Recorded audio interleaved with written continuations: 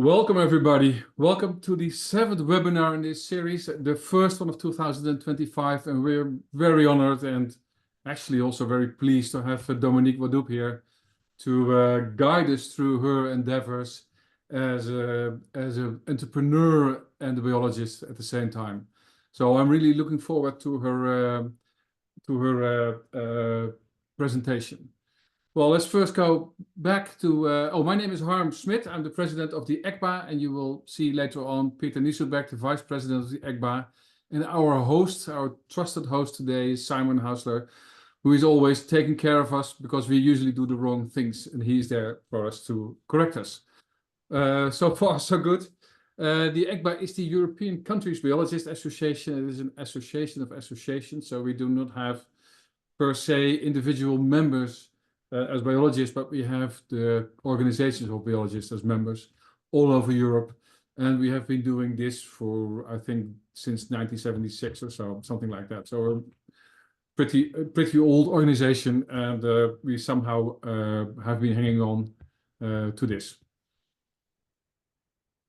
Yeah, and this is my personal slogan. I always think it comes from a complaint from a German biologist who said, well, everybody's doing a better job than we are, and we don't have a proper representation and so on. So, and then I always I'm Dutch, so I'm very gentle. So I tell them, well, if you want to see the problem, you have to look into the mirror.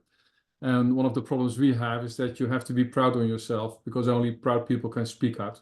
So therefore, we devised the hashtag proud to be a biologist.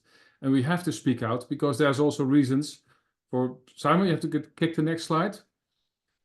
No, there's also things where we're not so proud about, because we're proud, but we also see stuff. So we're proud, but not happy to be a biologist because we see things happening around us. And even these days are, let's say, interesting. So, so far about the ECBA. I'm glad you're here, and we'll meet later again. Thank you, Harm. I'm just going to briefly introduce the Synopsis project.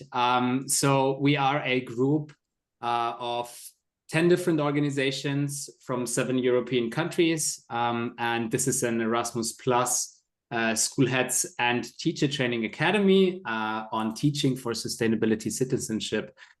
So we do have specific trainings on the topic of education for sustainable development. And very briefly, so these are a few of the people that are working.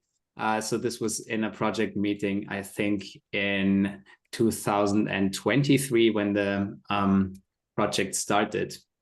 And if you are a teacher, and it would be really good if you could fill out the survey here, just scan the QR code. I will drop the link also in the chat in a few minutes. And it's going to be just 5 questions, how you came here today and what you are actually doing. And now I'm really looking forward to Dominique's talk, and Peter will introduce Dominique now in a moment. Yeah, hello to everybody. My name is Peter Nieselbeck. I'm the vice president of ECBA, and it's a pleasure for me today to introduce my dear colleague, Dominique Waddoup. Dominique is part of the board of ECBA since 2015, and a few comments to her CV. She was born in 1986 in Graz, in Austria, and she studied biology until from 2007 to 2014. Bachelor of Science at the University of Graz and Master of Science and with focus on behavioral physiology at the University of Graz from 2011 to 2014. Then she had a lot of different jobs. She was assistant at Baubionik Brandstätter, where she had contact to at least construction themes or to the construction industry. And then she was a freelancer for zoology and wildlife consulting services and film production. And in 2017, she started with the idea of BirdShades. So the project was shaped within 2 years. And in 2019, she founded at least the startup enterprise. And I think it is in this kind very special because it's not only a startup, it's an impact startup. And what means impact startup will explain Dominique in a few minutes. So it's a pleasure for me to hand over now to Dominique, and she will explain how bioconservation or natural conservation and BirdShades will take together. Thank you very much for this detailed introduction, Peter, and it's a pleasure to be here today. I actually feel really honored. From my early days at ECBA, I usually invited speakers for conferences, and now it feels a bit full circle to have the honor to present a subject myself. So thank you. I'll try to share my screen. Okay.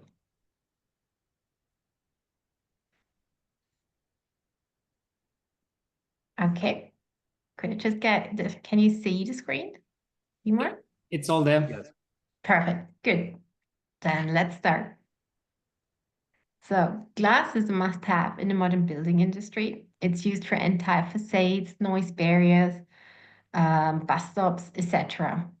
But birds can't see glass, and billions of birds crash into windows every year. There are numbers from the US, for example, from a brand new study from last year that up to 3.5 billion birds die per year just because of collisions with glass. And the reason why we don't see piles of dead birds on the floor is that they either fly away injured and die somewhere else, or that they get picked up by scavengers, or, as for example, rats, squirrels, or even, as you can see here in this wildlife camera trap, a hedgehog, which takes this opportunity.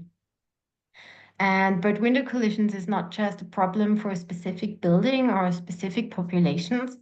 It's a problem worldwide, as we're building cities made out of glass directly into the migration routes of birds. Therefore, bird window collisions are now the second largest human-induced threat to birds worldwide.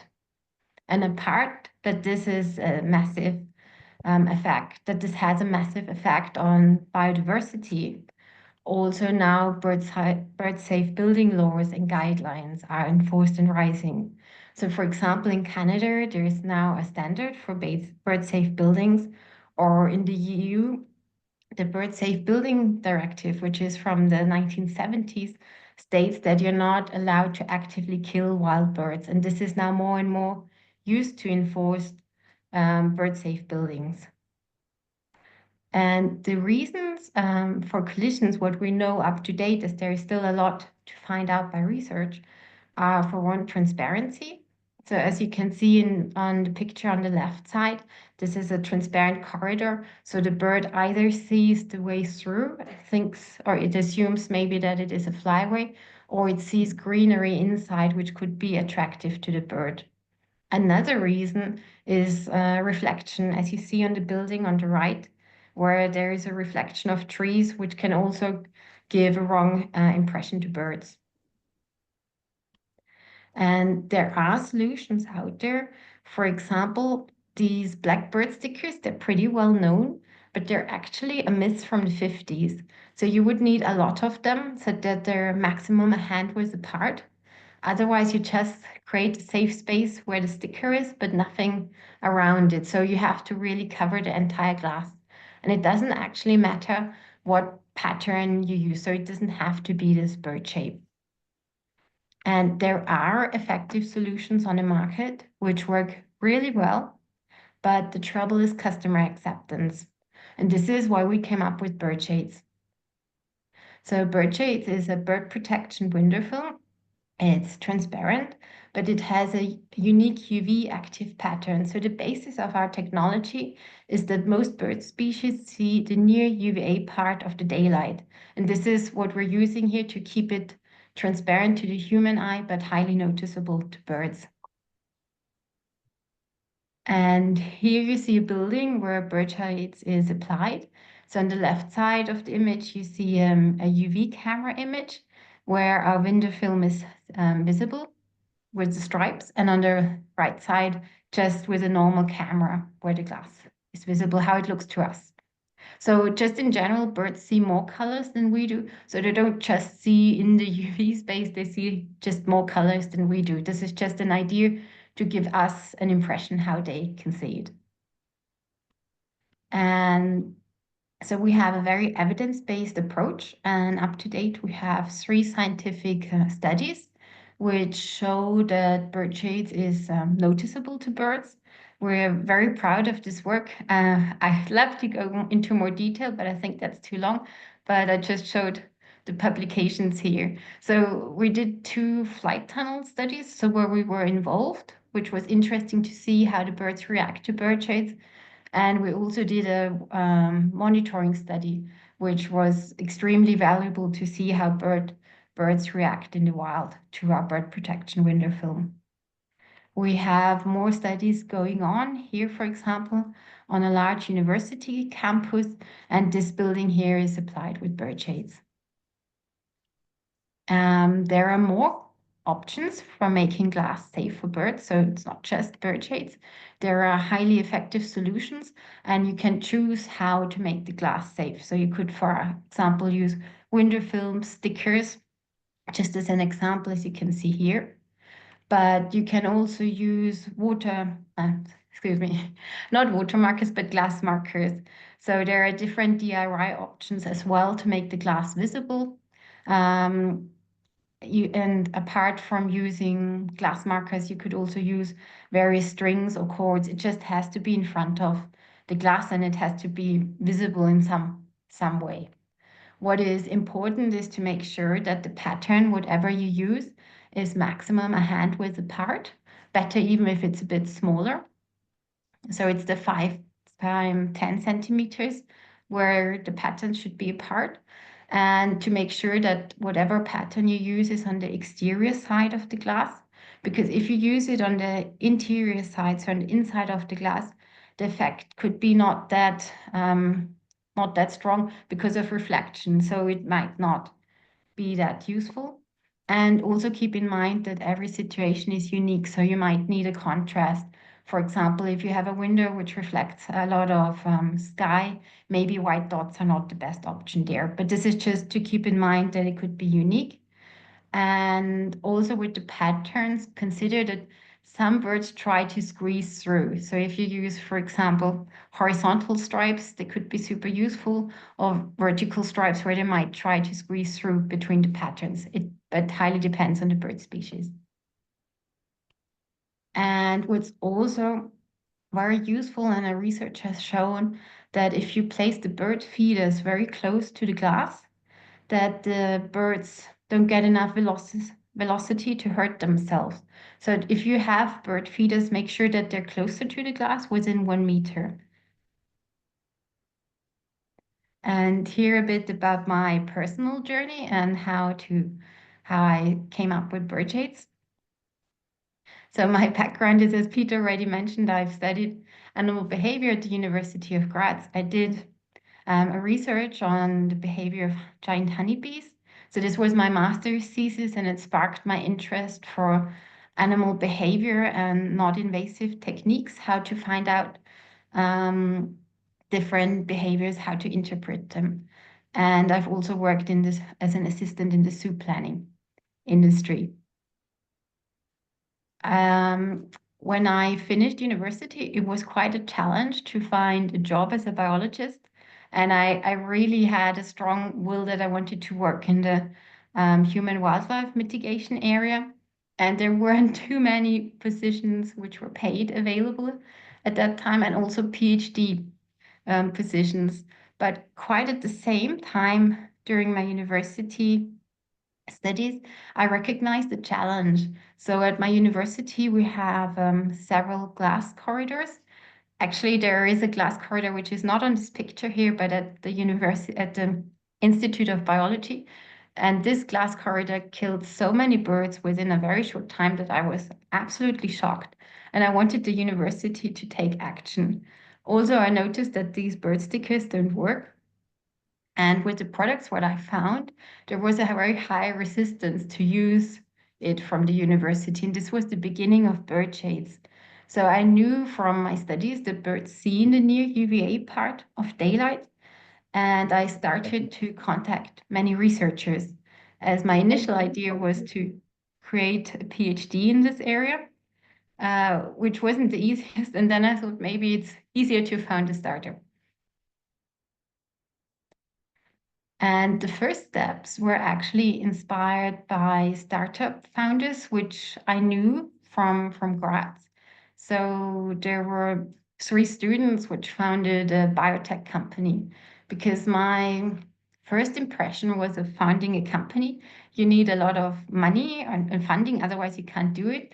And they just showed a completely different approach, which also changed my mindset. And then I found a co-founder. So my friend Betty joined BirdShades, and this was great, and she helped a lot with the journey of BirdShades. And we started with pitch competitions. So we were really lucky, as there were pitch competitions by the WWF for impact startups, and we won these pitch competitions. They also provided the first funding to fund our first experiments and just to create our first steps, and also to slowly get to know the startup ecosystem. But it was quite a hard journey to turn from a scientist to an entrepreneur. So our first pitches were, so maybe I should actually explain what pitches are. So pitches are presentations, very short, which you make interesting to investors, grant givers. And our first pitches or presentations were very academia based. So I love to show all the graphs from the publications and how it all worked. Unfortunately, it didn't work so well with the people there responsible. So we had to change that. And this was just the change from a scientist to a startup founder. We were really lucky to be that we had access to an incubator. It's called Academia to Business Incubator. And incubators in this sense are that they foster young evolving companies, and they help you with creating a business plan, which funding options there are. As with a background in biology, I've never had to deal with a business plan before. Then we've managed to get a first investment by an accelerator. So the difference from the accelerator to the incubator is that it's way shorter. In this one, they also provided the funding, and it was a very specific time. So we were in London for 3 months, and the goal of this accelerator Rebel Bio was to turn scientists to entrepreneurs. So that was a very precise training, how to create these pitch decks to make it interesting for investors, how to create the business plan, and also the financial prognosis. And this know-how enabled us to get national and European grants, and also further investment rounds. And this also enabled us to, from very basic first prototypes, which were maybe 10 by 10 centimeters, to a first prototype, which you see on the left. So the film was, I think, 20 centimeters of width, and we helped at the installation. And we had great pilot customers. So here, one of our first pilot customers was the Austral Railway, at an area where they had a lot of collisions. So that was amazing for us. And we had our first project with a window film installation company, where we actually also installed the window film ourselves. We've evolved a lot since then. So our window film is now has a width of more than 1.5 meters, and is now installed by window film installation companies, and also at very different heights, which we would never manage. And now we have a market-ready product with first sales. We have 4 patents filed and another one pending. We have 3 scientific studies and more now in the pipeline, cooperations with various universities, but also with the European Space Agency, which helps us, supports us a lot with know-how. And we have a highly scalable product with implementation into future products, as we're currently working on a solar control window film. And I thought this inspirational quote fit here quite well. So the future depends on what you do today. So in case I sparked your interest of maybe looking into the startup world, there are different initiatives. For example, I think it's a great initiative called Moonshot Pirates. They offer a lot of resources. So this could be useful for your first steps as you find various podcasts, videos, different materials. But also if you'd like to spark interest with students or work on a project with students, as I think biology is so important, and you could turn ideas from biology into projects.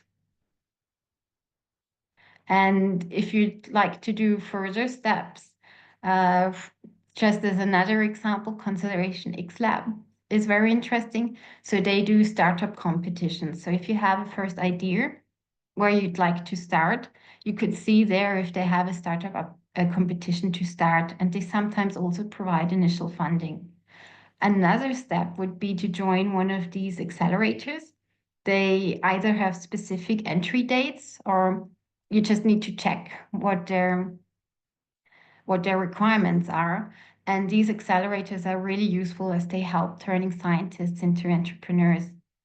Also, universities offer spin-off activities, or these academia to business activities, which help a lot so that you can create from the scientific know-how that you have and to actually create it into physical products or services. And as a take-home message, I actually just like to use the opportunity to first, it's really easy to make glass safe for birds. So you can use various products, but also DIY products. Just make sure with the pattern and that it's on the exterior side of the glass. And the second take-home message is it would be so important to have more biologists in the startup scene.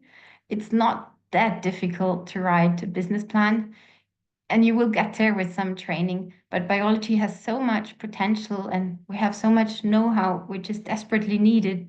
And this know-how shouldn't just stay in scientific publications. But if we could turn this into projects and services, for example, to mitigate the human-wildlife conflict, this would be amazing. So thank you very much for this opportunity. And yeah, we would be thrilled if you join our journey. Thank you, Dominique, for this really inspiring talk. So I'm asking everybody in the room, you can use the Q&A function of Zoom to ask all your questions to Dominique, and we will collect them. Just start typing right away. And until we have the first question, I might want to ask one. So you said you went first into an incubator and then an accelerator. So was this all done by the first funding you gained basically through the pitches, or is this another kind of, how did you get the funding, like frankly speaking, to go 3 months to London, which obviously maybe isn't so cheap? Yeah, that wasn't cheap. So for this accelerator, we received funding. That's usually how these accelerators are created. So they give you a certain amount of funding, but they will also take a certain amount of company shares. So they're the very first startup investors. And this also helps you to pay for this time when you're either at the accelerator. Sometimes they also pay for the fees there. Yeah, okay.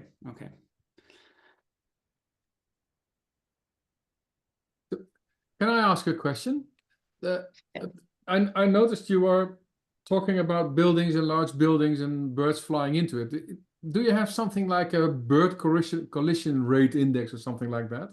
Because I can imagine not every building is as likely to kill birds than the other, because I noticed your first one, the railway station, was actually passed through somewhere with a glass in the middle. So I think birds assumed they could fly through it. Is there something like that? There is some research which investigated different buildings. So they found out that high rises are not necessarily more dangerous, and that it's actually also the small buildings which are dangerous. So it's any kind of glass, but this precise ratio I'm not aware of. I think it's a too difficult question to answer, but it's at least something to think about. If you build a building on a migration route, Yeah, we see windmills and buildings on migration routes. that's certainly a huge issue. Yeah. Yeah. So that's the first question, and then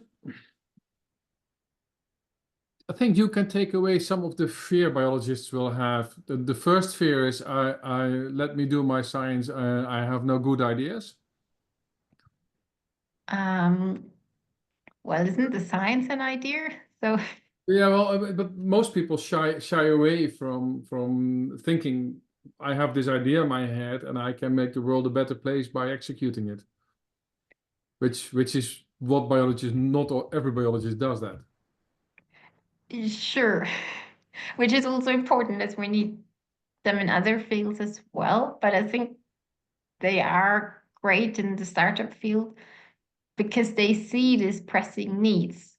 Yeah. So and they can also find solutions for them, or they're maybe working on it when they're doing their scientific research. Yeah, exactly.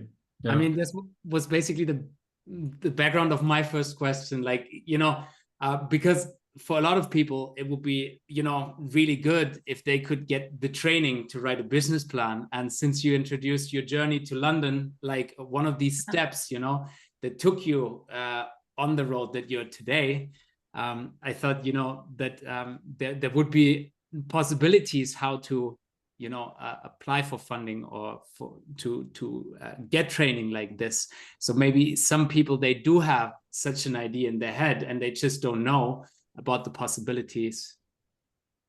Yeah, that can be for sure an issue. I think I was way too fast with my presentation. Sorry. So my idea was to show with our steps that, for example, with this academia to business, these are special programs universities have, and they actually help you there to create the business plan and to create these steps, which are important for the funding agencies and investors. So they help you pave the way. And with that, you get first traction to get into an incubator, accelerator, and they make it then more precise because then you get in contact with investors or former founders who have been through it, and they will help you to sharpen your business plan. Perhaps it's also a nice idea to think a bit, because we have teachers here, they have pupils or students who are going to choose a study, and in our days, we're sort of from the same time when biology was not the best way to get a job. Times have changed, but also I think if you want to start a business, you need an idea. And I think biology is one of the better suppliers of ideas. So if a pupil will have to choose biology, it should not be only for becoming a biologist and wander after honeybees, but also to have an entrepreneurial mindset and use whatever you learn as a biologist for the better of the world around us, because we only have one planet. Absolutely, I fully agree. So there are different options for that. So the Moonshot Pirates were just one example where you can find some resources. They sometimes also have some kind of game is the wrong word, but some workshops you can do with students, for example, to create ideas and to do first steps. So there are very fascinating methods there to actually get from something which is maybe an overwhelming idea to get to precise steps which you can take and see how to validate your idea and to see if you can actually turn it into a business. Mhm. How scared were you when you started your business? It was a constant challenge.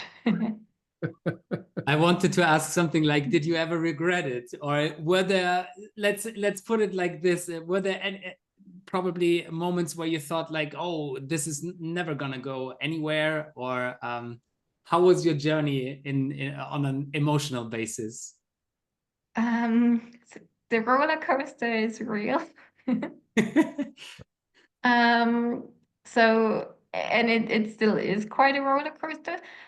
One thing you learn is to get a lot of grip and endurance, which I think you anyway have as a biologist when you do your scientific work, as usually the things you test and plan, you will have to adapt and change them to see how it goes. So I think biologists are pretty well trained in that, and to also get some strengths and perseverance out of it.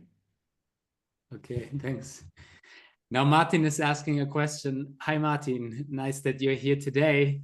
How did you experience the bureaucracy related to starting a business? Is it frustrating or better than expected? Oh, difficult one. That was overwhelming at the beginning, and that's where these different institutions, as for example, this academia to business branches of the university, or as different startup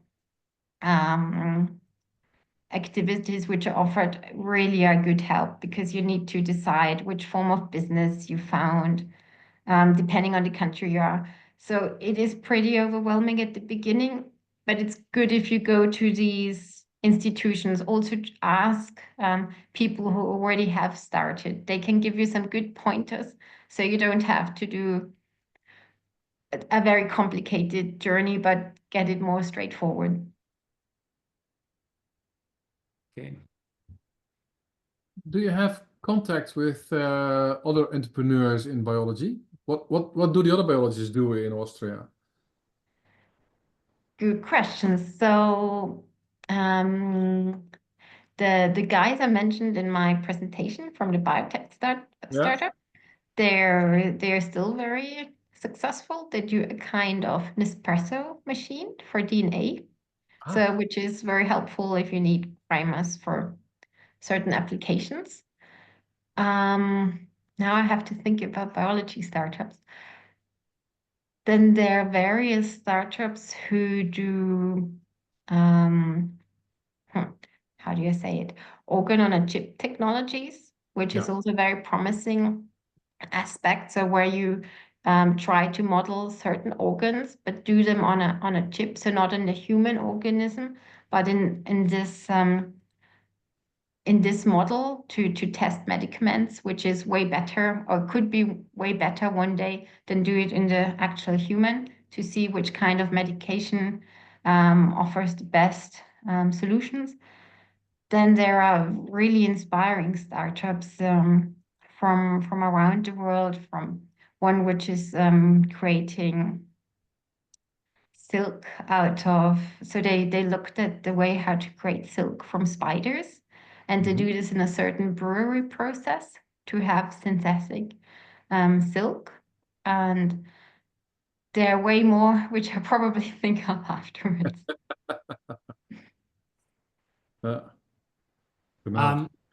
You also mentioned a lot of do-it-yourself projects for any teachers present today or watching that video later. So are you already in your business ready for like a school discount or something for participants of this webinar? Otherwise, you showed a lot of good hints, I think, how people might also help doing this with their students and also maybe at home. Are there DIY explanations somewhere to be found, or something where you can redirect people to? So there are some good resources at the American Bird Conservancy. Sometimes, depending on the countries, the nature organizations also have some great resources. Otherwise, please reach out and I'll send you some links. Also about the discount, reach out and we see what we can do. We're actually really interested in scientific cooperations and monitoring studies. So if you could think of a monitoring study, let us know if we can do this kind of work, we can donate our film, but then we would need a scientific publication at the end. We would need to discuss that. Okay. Yeah, we want to also, connect people in the process. So, all right. Well, I can imagine a school project where you have a look at killer buildings. Yeah. There would be different options actually for citizen science. Yeah, I think that would be amazing. Or also exhibiting different products or different options you can use to just create awareness in the school. So you could do one window with glass paint and another one with threads and another one with stickers. So there are many different ways which you could showcase different solutions. And then a feeder in front of it and a webcam behind it, so we can automatically see what's going on. Yeah. Simple version. I'm quite sure it will not work that way. Yes. Yeah. Okay, cool. So we can. Peter, do you have anything left? No, in the moment, not. I have only one question. International standardization of products. How far are you now with your products? That's quite a challenging question. So I'm now in a working group for Austrian standards to create to create a testing method for bird safe products. But it's really challenging. So there are just different systems developed. And what I find the most challenging is to incorporate the scientific know-how into the standardization process, as there is already a lot of know-how and state-of-the-art available, but to actually get this into the standardization process. Yeah. That's the ISO hell. Yes.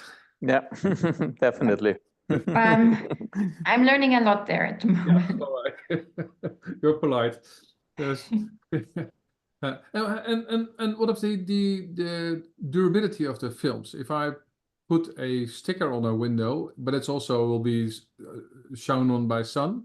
So how durable are your window films? Will they last for years, ages? So for our window film, we give a warranty of 5 years. The actual lifespan will be around 10 to 12 years. So it depends on the location and how good you look after the glass. With other stickers, it really depends. So if you have this smaller stick could also be probably around 10 to 12 years, whereby I'm not the expert there. No. With the different paint options there's actually a really nice study which did some tests which kind of markers stayed the longest. I'm happy to provide this information afterwards. But yeah, it won't keep forever, so you would have to replace that at some point. And the good news is you don't have to apply it on your entire building. Apparently there are zones where you have more birds than other parts of the building.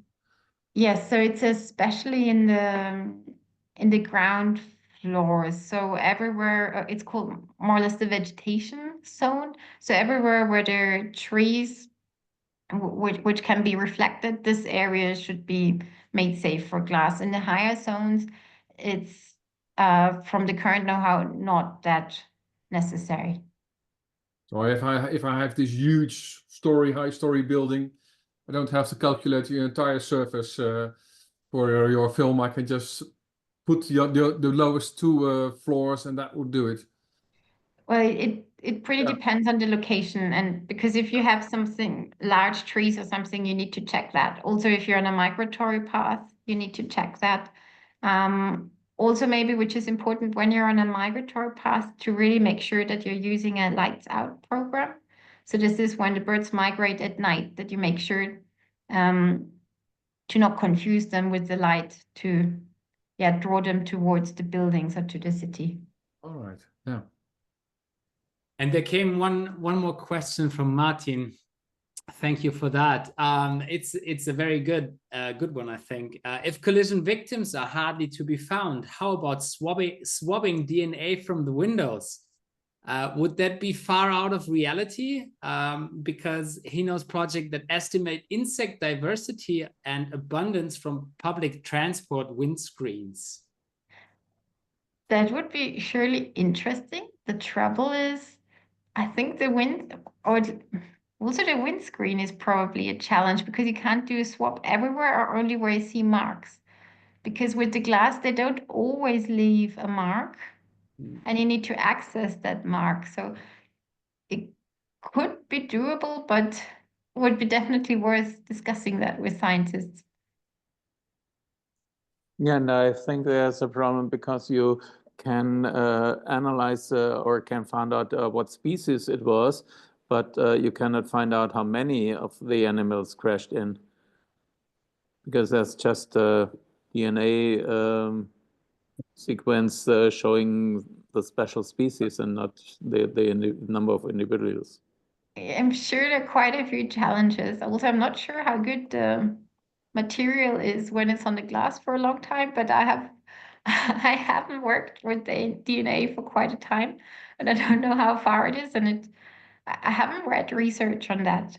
But it would be certainly interesting, yeah. Maybe you would need a cooperation with the window cleaners, and just do the qPCR on the water afterwards. I would suggest you give the birds a free bucket of paint, so whenever they hit you can see it. Yeah.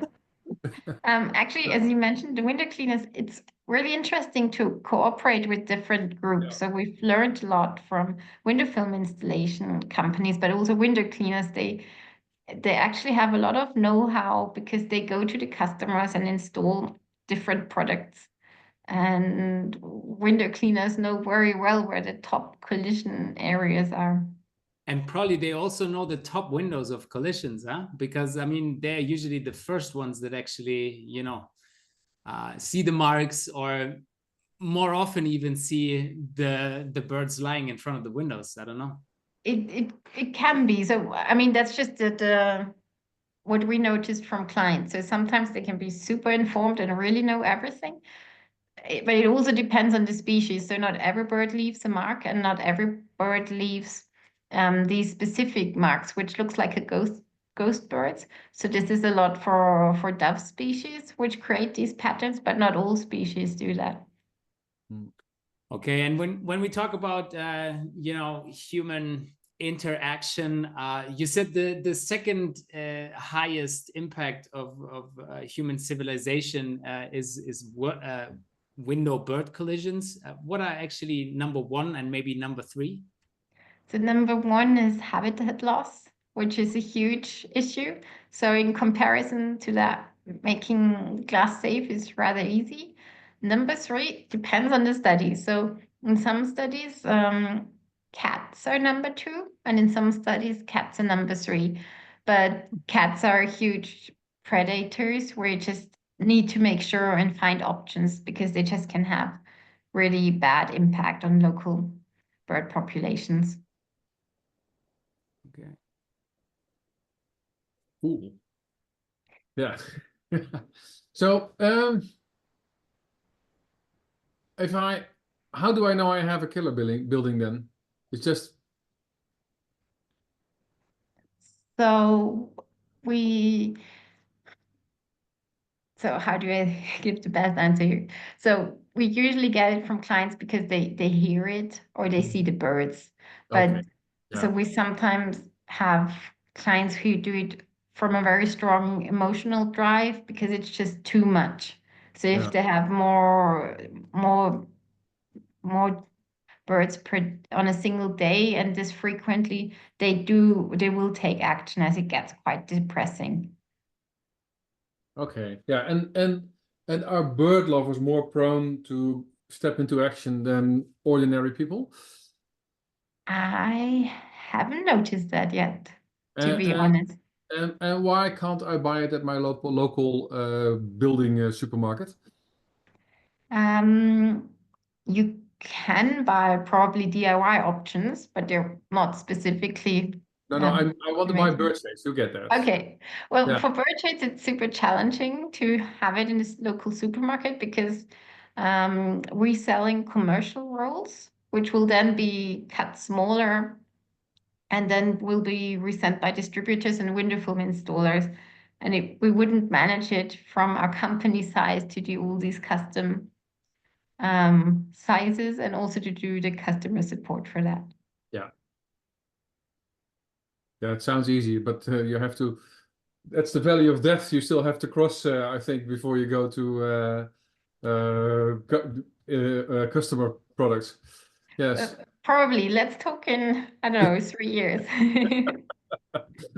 Yeah. All right. Tommy, what is your experience with international laws concerning bird conservation or in construction laws, at least, to that you have to install bird protection?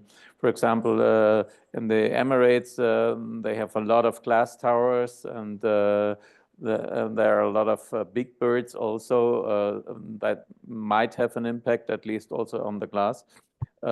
So there should be any legislation that for new buildings or for glass buildings that there should have been made a protection at least. Do you experience that there are coming some laws or bylaws or something like that? So for the Emirates specific, I'm not even aware of numbers, so collision numbers. But I'm sure there are collisions, and this would be important. Countries which are very advanced in this sector are the US. So there is a law for New York City, which is active since 2020. So every new building and every major renovation has to be made safe for birds. And in the EU, a lot of existing laws are actually used. So as, for example, the European Bird Directive, which is active since the 70s. So this is adapted and more enforced now, that they say, well, if you kill birds on purpose, you have to take action. But it is more from afterwards. So if there's an impact, you have to do something. But it's not if you build a new building, you have to plan it to be bird safe at least. So there is more movement now also in Germany, but it's not that straightforward yet. So there is the legal body is missing, and that's the big issue, because what I noticed now, that very often, especially in the German-speaking area, that a building is built, then they have to issue, and then they have to make the glass safe for birds, which is very frustrating and also not calculated in the budget. So it has to be a step further in the planning section. Exactly. Yeah. But then the US will change rather rapidly, I'm afraid. It will be interesting, yeah. Yeah. Yeah, I actually just put the link in the chat because I was looking for at the American Bird Conservancy, because you mentioned it earlier about the do-it-yourself installations, and I just found this on the very first landing page. So they do actually have an article about this, and I just put this in the chat. Great, thank you. Yeah, I also put all the other links in the chat. So Moonshot Pirates, Conservation X Labs, and Indie Bio. Yeah, as well Perfect. as the YouTube channel where you can find the recording in the next couple of days. So it's actually the YouTube channel of VBio, the German Association of Biologists. And yeah, I also put the Synopsis portal in the chat. So for all the teachers present, check out our portal. We are constantly uploading resources. So these are for professional development, but also lesson plans. So you can actually just check under inspiring resources, and you will find a lot of things that might interest you. Harm, do you have a final question for Dominique? Yes, fine. Dominique, do you mind if you start using your slogan, "The future depends on what you do today," with your name under it? Because I think it's a very important slogan. Yeah. Though I could start it, certainly. Yes. We'll use it. Okay. We'll use it. Yeah, and put your logo under it. So I'm just quickly looking around and make a nice LinkedIn post of it with your name under it. So let's have a look. Yeah. No, it was a Thank pleasure you. to have you here, and it's a real pleasure to hear your journey. Well, thank you very much for this opportunity. And if you have any questions, please feel free to reach out. We know how to find you. Yeah, and if you didn't take notes here on the final slide, you can always reach out. Just click on the email address that you got the Zoom invitation from. You will be talking to me, and we would be happy to connect anybody with Dominique. And yeah, feel free to reach out. Also, if you're interested in future webinars, if you have interests in X or Y, just tell us. We may have people at hand that can talk about this. And Dominique, also, thanks a lot from my side. It was a pleasure, and have a nice evening, everybody. Thank you very much. Have a nice evening. Goodbye. Bye-bye. See you. Bye-bye.